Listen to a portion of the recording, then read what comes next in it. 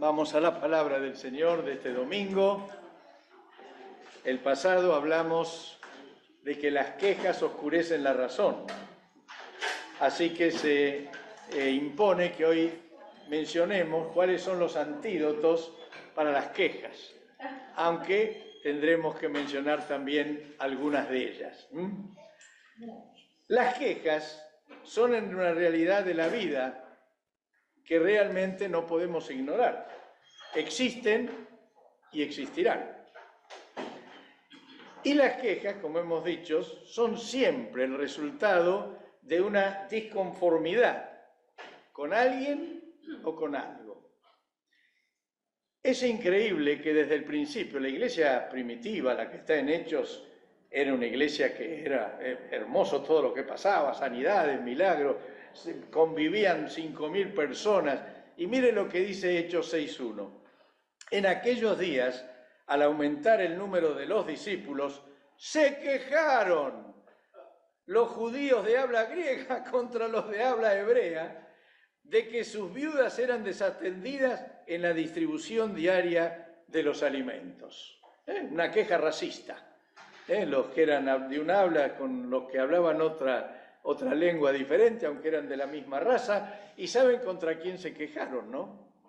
Contra los apóstoles, que eran los que servían las mesas. Pavada de queja, ¿contra quiénes? Una iglesia radiante, llena de vida, y sin embargo, por eso tuvieron que parar, como decimos, el juego, orar, tener una conferencia y ahí decidir cómo resolver para que no siga habiendo quejas. Increíble. Y es evidente que los que lideran siempre son blanco de las quejas, ¿no les parece? La Biblia lo enseña así. Esta era una, acá ese ejemplito que di es perfecto. Pero miren Lucas 10:40. Marta, por su parte, dice, se sentía abrumada porque tenía mucho que hacer. Así que se acercó a él y dijo, Señor, ¿no te importa que mi hermana me haya dejado sirviendo sola? Dile que me ayude. Flor de bronca tenía Marta, ¿y qué les parece? ¿Y contra quién se quejó? Contra Jesús. Uno dice, ¿pero cómo es esto? Generalmente uno ve que explota después de un proceso. Yo me imagino que Marta habrá estado ahí haciendo la comida y vio que la hermanita estaba sentada hablando con Jesús. Así que habrá pasado por al lado mientras revolvía la crema y la miraba, como diciendo, dale, ayúdame. Y la hermana absorta con Jesús. Lo miraría a Jesús diciendo, no se avivan. Y Jesús seguía con María. Y evidentemente la caldera interna la llevó a que se enoje y se enoja con Jesús. ¿Ustedes aceptan esta queja, esta crítica? Parecería que los que lideran siempre se llevan la peor parte. Ahora, Dios es el ser que más reproches recibe de la humanidad y de los creyentes, de sus hijos. Porque siempre cuando hay algo que le duele a alguien, ¿de quién se queja? Del Señor.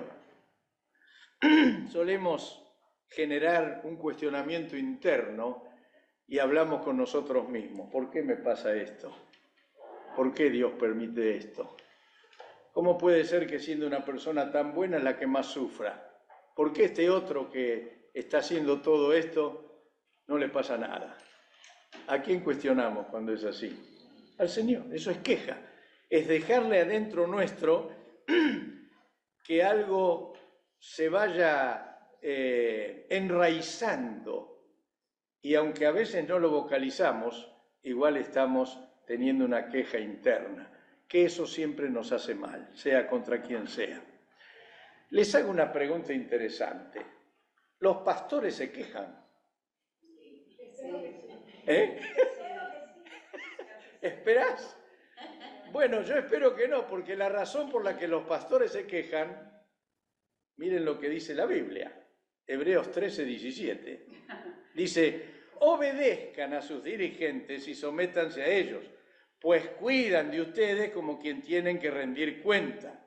Obedézcanlo llegando horario a la reunión y no media hora más tarde, a fin de que ellos cumplan su tarea con alegría y sin quejarse. Es una advertencia a quien, a los pastores.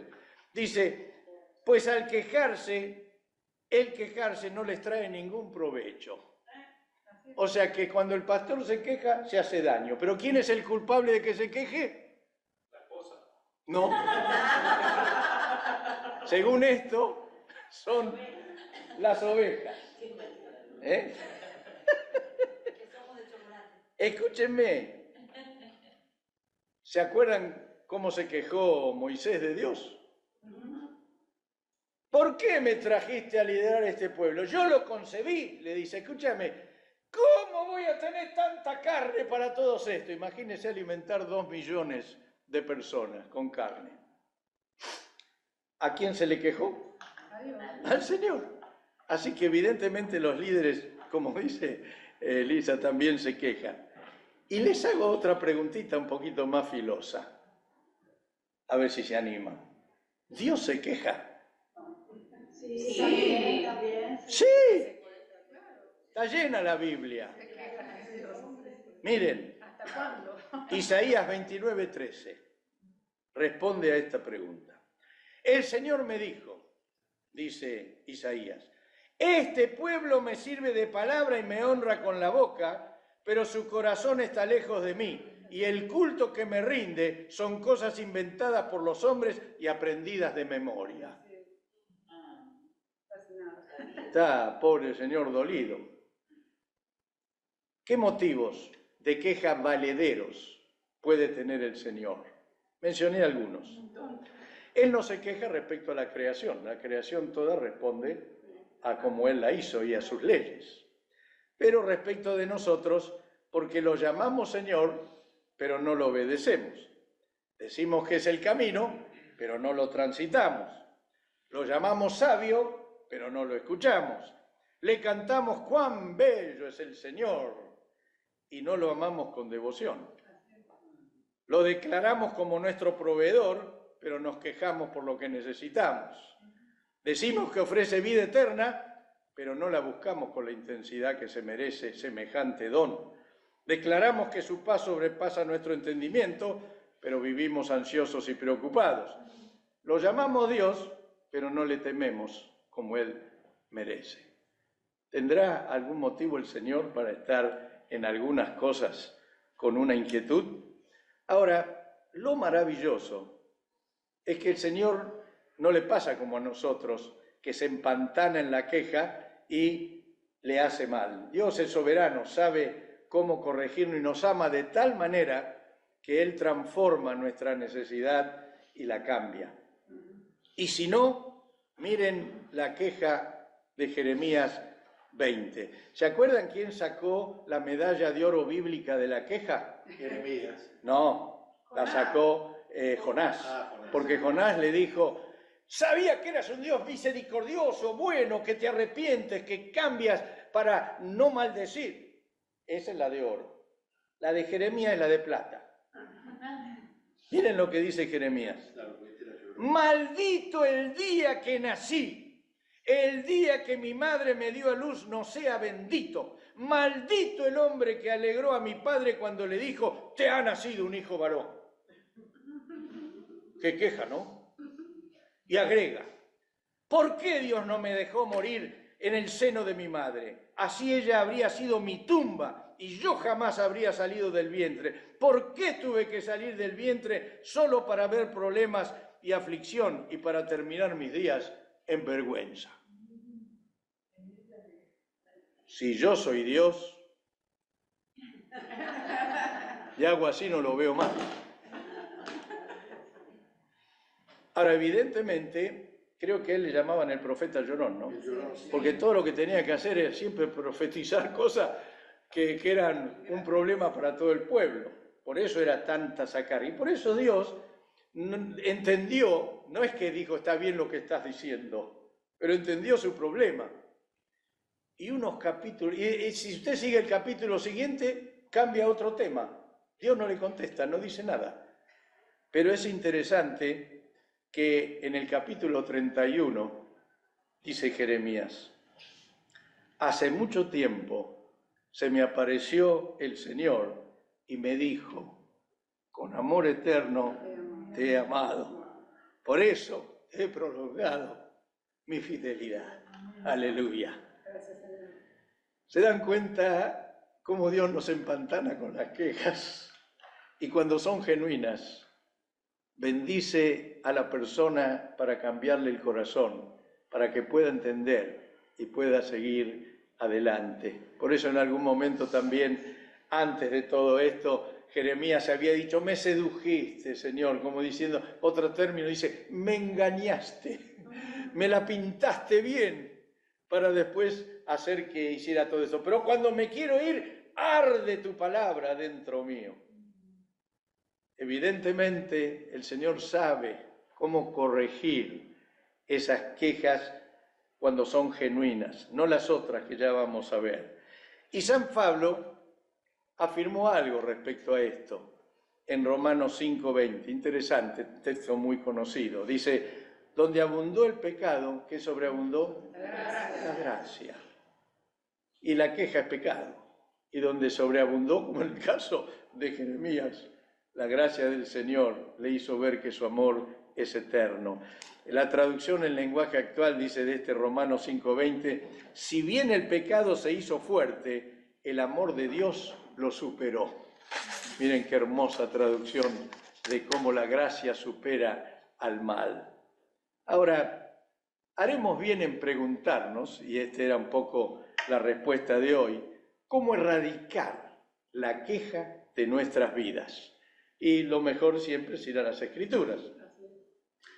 Filipenses 2:14, muy conocido por todos, dice, háganlo todo sin quejas ni contiendas. Todo es todo. Lo que nos gusta y lo que no nos gusta, lo que es difícil y lo que es fácil. Y una traducción distinta a la traducción en lenguaje actual, miren cómo lo dice.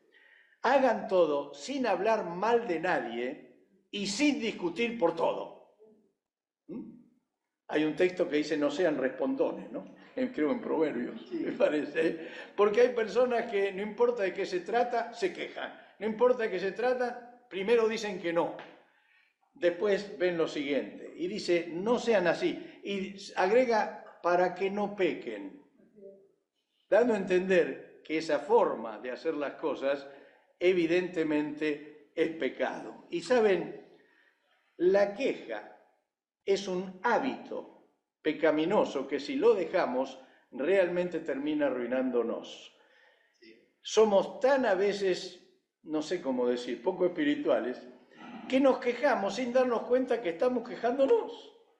Es casi como un deporte, es algo que hacemos de cualquier manera. Llegamos a un lugar, no me gusta la puerta de entrada, o el timbre no anda, o ¿por qué esta fila? ¿Por qué no la hicieron acá? Y uno no se da cuenta, pero está quejándose, todo el tiempo está quejándose. Y la única manera de corregir un hábito malo, ¿saben cómo es? Tener un hábito bueno. ¿Y el hábito bueno cuál es? Es el que dice 1 Tesalonicenses 5:18. Dice, den gracias a Dios en cualquier circunstancia. Esto es lo que Dios espera de ustedes como cristianos que son. Más clarito, no hay forma. Ahora, es interesante. Hay un estudio, creo que lo hicieron los ingleses, que dice que el promedio estándar de quejas es de 15 a 20 por día por persona. Se equivocaron en la estadística, dice que se quejan más los hombres que las mujeres. Yo creo que es al revés. En lo único que acertaron es que los hombres cuando están enfermos son los que más se quejan. Y son los más asustadizos y los que más están sufriendo. Eso es cierto, los otros se equivocaron. Ahora, haríamos bien en contabilizar todos los días. Además, no hay ningún proverbio que diga como gotera constante la mujer quejosa, por ejemplo. Claro, exacto. La cantaletuda. Exacto, está clarito. No, pero es práctico. Por más que lo digan las estadísticas, uno lo ve. Es así. Pero bueno, ahora, vendría muy bien que contabilicemos cuántas veces nos quejamos y cuántas veces agradecemos. Pero no para decir, voy ganando 4-1, hice 4 alabanzas y una sola queja. No es un tema estadístico. Tiene que ser, no es un tema psicológico, no es un método psicológico que algún coach nos va a recomendar. Depende de mi corazón. ¿Dónde está mi corazón? ¿Es un corazón quejoso o es un corazón agradecido? Lo que tiene que cambiar es mi comunión con Dios, porque solo la comunión con Dios apareja un corazón agradecido y quita la queja natural que traemos por ADN, por naturaleza. Por eso digo que contabilicemos, prestemos atención cuántas veces nos quejamos, cuántas veces realmente damos gracias, no por método, sino porque de corazón agradecemos, y ahí vamos a entender dónde estamos. Colosenses 3:13 dice, si alguno tiene queja contra otro, así como el Señor los perdonó, perdonen también ustedes. Miren qué interesante. Si alguno tiene queja contra otro, no importa que queda grabado, no levante la mano. Pero gano cualquier apuesta si digo que sí. Y puedo apostar 5-1 y gano igual, porque tenemos cuestionamientos con algunos, con otros, y el Señor nos dice que debemos perdonarlos. El tema del perdón en la queja es importantísimo. ¿Por qué? Porque si yo no perdono, la queja sigue creciendo, la queja sigue creciendo. Me sigo hablando adentro mío y me sigo autojustificando, porque siempre que hablamos con nosotros mismos, nunca hablamos para corregirnos, hablamos para autojustificarnos. Sí, pero nos vamos envenenando. Nos vamos envenenando. Por eso, evidentemente... Yo la ducha la uso para desenvenenarme. ¿Cómo? La ducha la uso para desenvenenarme, porque me levanto y empieza mi cabeza. Y entonces digo yo, empiezo a cantar una alabanza. Y al rato empiezo a cantar otra, porque la queja sí, y es la manera de despejar todo aquello que nos quiere morder. Yo digo que es como una zorra interior que muerde, ¿verdad? Y realmente Dios nos pide que perdonemos a los que son motivo de nuestra queja para que pueda sanar nuestra queja. No hay otra manera. Ahora, no digo que cambió la situación, cambiamos nosotros. No digo que no hay que solucionar la situación. Estoy diciendo que tenemos que solucionarla desde otra forma, como el Señor nos pide. ¿Amén? Miren lo que dijo el apóstol Pedro. ¿A qué exhortó? 1 Pedro 4:9. Reciban a todos en su casa sin quejarse. Interesante. Cuando alguno dice, ve a tu casa, dice, uy, otra vez te plomo. De algunos. Dios dice, uy, qué lindo, viene. ¿Sí o no? Pero Pablo exhortó, reciban a todos sin quejarse. ¿Por qué?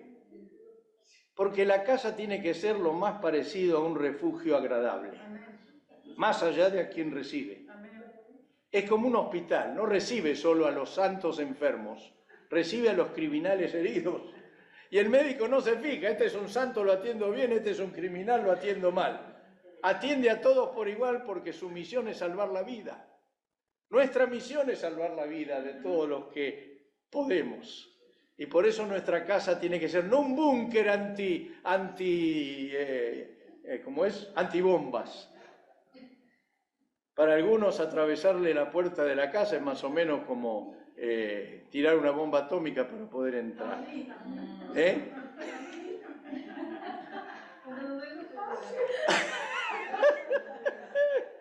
Sí, yo hablo de la actitud.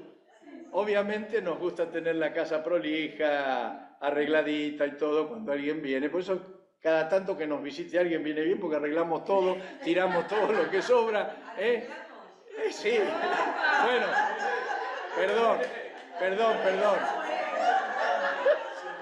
perdón, arreglo.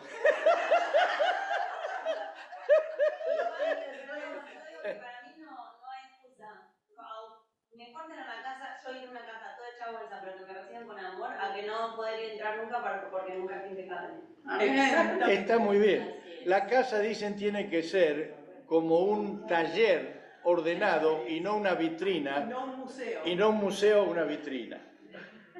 Eso deberíamos siempre tenerlo muy presente y tener actitud para hacerlo. Por eso Pedro, que se ve que tenía ese problema, dijo: reciban a todos sin quejarse en su casa. Porque Pedro era casado. Pedro era casado, Y sí. la esposa por ahí se quejaba.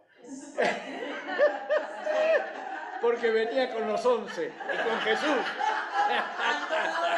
Bueno, la pobre suegra se enfermó al ver lo que pasaba con Pedro y tuvo que venir el Señor a sanarla. ¿Cómo? Bueno, ahora, miren, las Escrituras advierten las consecuencias de no erradicar la queja. 1 Corintios 10, 10 y 11 dice San Pablo: tampoco debemos quejarnos, está haciendo una lista de todo lo que no debemos hacer. Tampoco, dice, agrega, debemos quejarnos, como algunos de ellos lo hicieron, por eso el ángel de la muerte los mató.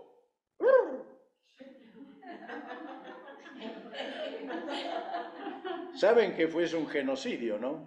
¿Saben cuántos murieron? Hola. 2 millones. Todos los israelitas que salieron de Egipto, excepto 2, murieron por quejarse. ¿Le molestará a Dios la queja? No le molesta la queja genuina, le molesta la queja que lo acusa, porque denota que no nos damos cuenta con quién estamos hablando.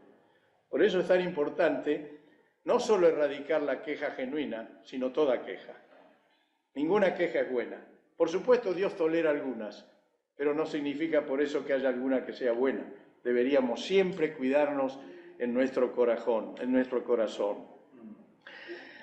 Ahora, digo acá, debemos diferenciar entre las quejas que culpan al Señor, que esas tienen muchas veces un retorno con castigo, las que hacemos por lo que nos toca vivir, esas hay que erradicarlas, es de lo que estamos hablando, y las que son legítimas, que debemos presentar al Señor, porque hay quejas legítimas. Las del Señor siempre son legítimas. Dios nunca se quejó de esto. Pastor, yo no sé, estoy aquí, discúlpeme. También habría que hacer una diferenciación entre queja y clamor, ¿no? Porque a veces uno tiene un clamor genuino de algo. Sí, en realidad hay que diferenciar del clamor o del A enojo. lo mejor no tenemos 2 palabras en español para diferenciar una cosa de la otra.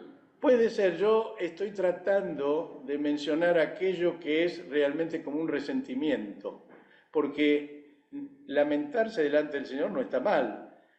Clamar al Señor, aún por las cosas que vemos o que necesitamos, eso está bien. Incluso la queja sana, no la queja sana, la queja, digamos, justificada, porque la Biblia las marca.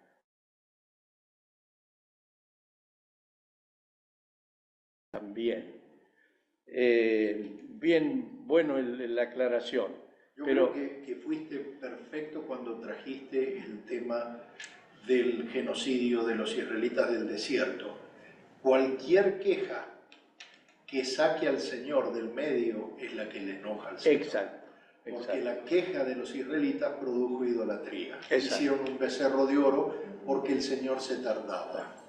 Esa queja que no esperan en el Señor es la que el Señor condena. Sí, es una queja donde lo desestima. Exacto, totalmente. Lo saca. Exacto. Vamos a un becerro. Ahora, hay quejas que no desestiman al Señor, pero son una manera incorrecta de vivir. Eso es lo que estamos hablando también de erradicar.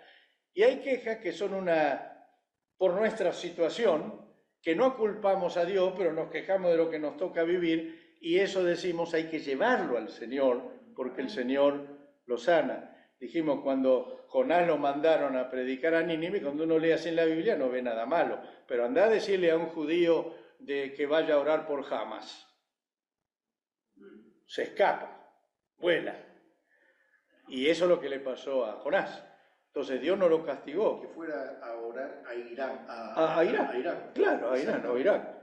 Exacto. Entonces Dios no se enojó con Moisés, porque la carga de Moisés era genuina, su sentir era genuino, aunque se estaba quejando. Y verdaderamente el Señor respondió a todo eso. La de Jeremías, terrible, pero Dios no lo destruyó, al contrario, le hizo ver que lo había amado con amor eterno, ¿no? Entonces, creo que una cosa es culpar a Dios y otra muy distinta es ponerle nuestra frustración a una visión o a una situación de vida. Dios no se incomoda por las quejas legítimas, las escucha, nos consuela y las sana. ¿Cómo sanar entonces nuestra tendencia a la queja?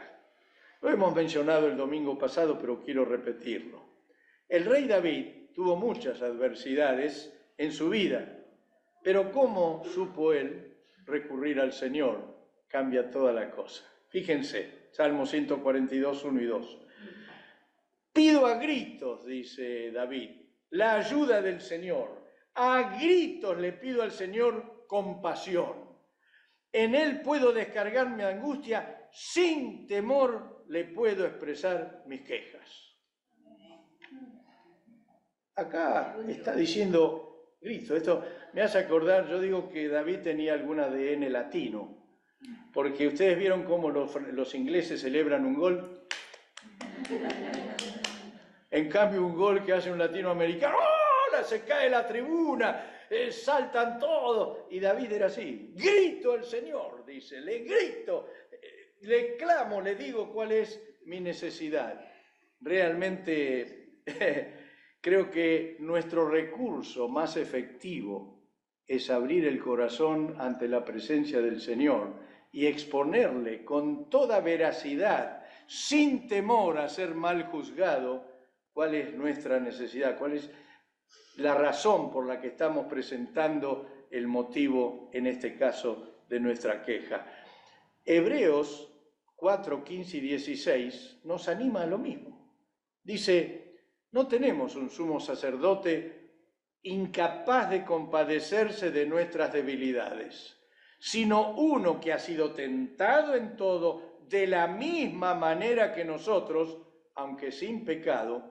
Así que acerquémonos pues confiadamente al trono de la gracia para recibir misericordia y encontrar la gracia que nos ayude oportunamente.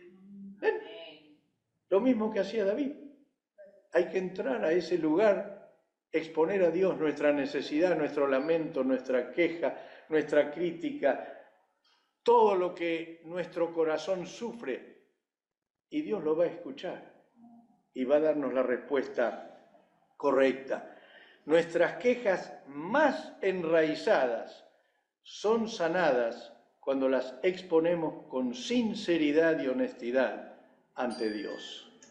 Es el lugar donde debemos aprender a sanarlas. Ese es el camino para liberarnos de lo que provoca nuestra necesidad y nuestra queja. No hay otro camino que llegue a ese nivel. Nos puede ayudar la psicología, nos puede ayudar alguien que tenga más experiencia que nosotros, pero el remedio más eficaz es llegar a rozar con esa presencia de Dios que ilumina la razón, sana el corazón, quita de nosotros, no el problema muchas veces, pero quita nuestra actitud hacia el problema y lo vamos a poder enfrentar de una manera muy distinta que si lo hacemos con dolor y con queja. Por eso el rey David, después de poner en la presencia del Señor todos los motivos, son los versículos que siguen a los que leí, termina diciendo, Dios mío, a ti te ruego, tú eres mi refugio, en este mundo tú eres todo lo que tengo, atiende mis ruegos, pues me encuentro muy débil. ¿Ven? La sigue haciendo, líbrame de mis enemigos, pues son más fuertes que yo, sácame de esta angustia para que pueda alabarte. ¿Ven? Él fue al lugar donde realmente su debilidad podía ser transformada en fortaleza, donde sus enemigos podían perder la batalla, no por lo que él hiciera, sino por lo que Dios determinara. Aleluya. A mí me hace muy bien siempre leer el ejemplo de Jesús en el huerto de Getsemaní. Tenía todo el derecho a quejarse. Tenía todo el derecho a decir, ¿por qué tengo que pasar? ¿Por qué tengo que asumir el pecado de la humanidad? Pero sin embargo, dice que cuando más angustiado estaba, más redoblaba su oración, al punto que les caían como gotas de sangre en su sudor, y terminó diciendo, Señor, no se haga mi voluntad, sino la tuya. Aleluya. Que me inspira a no quejarme, me inspira cuando tengo algo que me hace hervir la sangre, porque el Señor tenía el mayor motivo que puede tener alguien en la vida para quejarse o para pedir al Señor que le pase la copa. Pero Él dijo, si puedes, pero si no puedes, Señor, hágase tu voluntad. Aleluya. Reflexiones finales. En Dios es posible vencer el ánimo de quejarnos. Podemos liberarnos de la queja. No de los motivos, porque motivos siempre va a haber, pero podemos liberarnos de ser quejosos. El primer paso es reconocer que somos bastante adictos a la queja y tenemos que querer salir de esto. Sin decisión no hay solución. Tengo que querer no ser quejoso. Tengo que querer tener otra actitud de corazón. Lo inmediato a esto es acudir al Señor, a orar, como dijimos, a buscar en su presencia, pidiendo ayuda, abriéndole con sinceridad el corazón. Evidentemente, lo que sigue es aprender a ser agradecidos. ¿Por qué digo aprender? Porque deberíamos agradecer por lo poco, por lo mucho y por lo muchísimo.